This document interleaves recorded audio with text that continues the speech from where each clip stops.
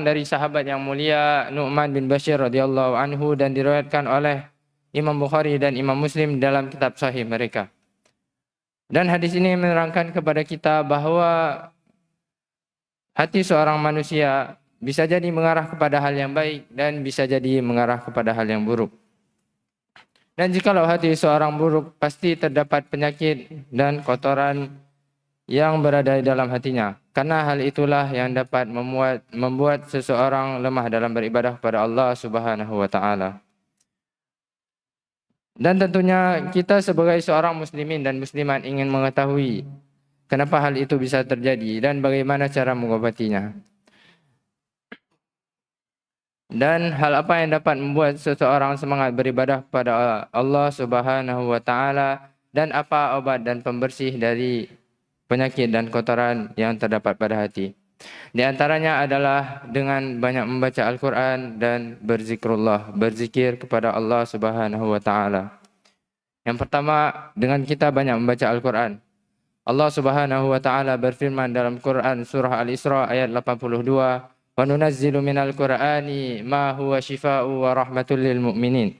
Dan kami turunkan Al-Quran, salah satunya adalah sebagai penawar, sebagai obat, sebagai penyembuh dan rahmat bagi orang-orang yang beriman.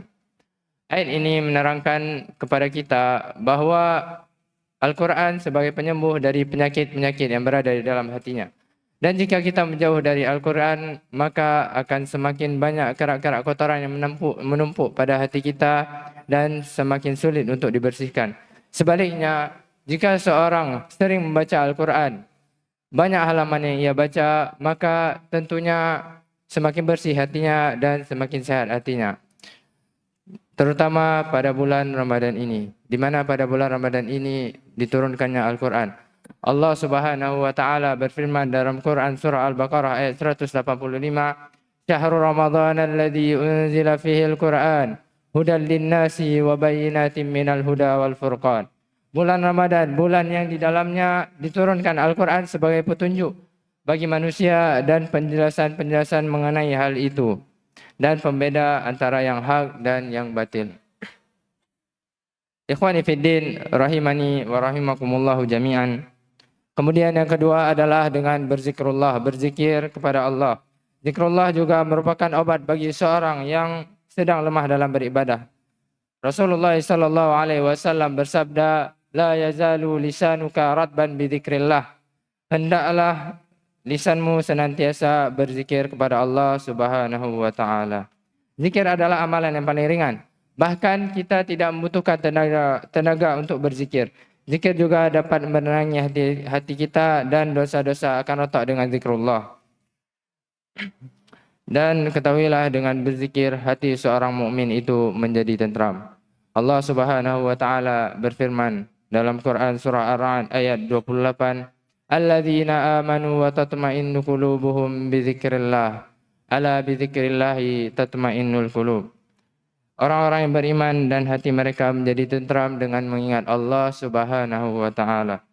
Ingatlah, hanya dengan mengingat Allah hati menjadi tentram. Dan Rasulullah sallallahu alaihi wasallam juga mengajarkan sebuah zikir. Apabila zikir itu kita ucapkan, sangat ringan di mulut kita dan berat di timbangan mizan kelak di yaumil qiyamah. Berzikirlah dengan zikir subhanallahi wa bihamdihi subhanallahil azim. Jamaah rahimani wa rahimakumullahu jami'an. Jika kita memiliki waktu senggang atau waktu luang, kita isi bulan Ramadan ini dengan banyak membaca Al-Quran. Dan jika kita tidak memiliki waktu luang, maka basahilah lisan kita dengan senantiasa berzikir kepada Allah Subhanahu wa taala. Dimanapun kita berada dan kapanpun kita berada. Saat kita berkendara, saat kita sedang bekerja melakukan sebuah pekerjaan dan yang semisalnya, di saat itu juga basahilah mulut kita dengan senantiasa berzikir pada Allah. Karena dengan kita berzikir pada Allah, zikir adalah amalan yang paling ringan. Sebagai penutup dari nasihat singkat ini, Rasulullah sallallahu alaihi wasallam bersabda, "Innallaha la yanzuru ila suwarikum wa amwalikum, walakinnallaha yanzuru ila qulubikum wa a'malikum." Sesungguhnya Allah tidak melihat kepada paras kalian dan harta-harta kalian, akan tapi Allah melihat dari hati kalian dan amalan-amalan kalian. Semoga nasihat singkat ini dapat membuat kita semangat untuk beribadah kepada Allah Subhanahu wa taala, terutama pada bulan Ramadan ini. Dan semoga Allah mudahkan kita untuk beribadah pada dirinya dengan memperbanyak amalan, dan kita mohon perlindungan kepada Allah agar terhindar dari penyakit-penyakit yang dapat mengotori hati kita. Amin amin ya rabbal alamin. Semoga yang sedikit ini bermanfaat terutama bagi diri saya pribadi dan bagi para jamaah sekalian. Aqulu qauli hadza astaghfirullah li wa lakum. Subhanakallahumma wa bihamdika asyhadu an la ilaha illa anta astaghfiruka wa atubu ilaik. Assalamualaikum warahmatullahi wabarakatuh.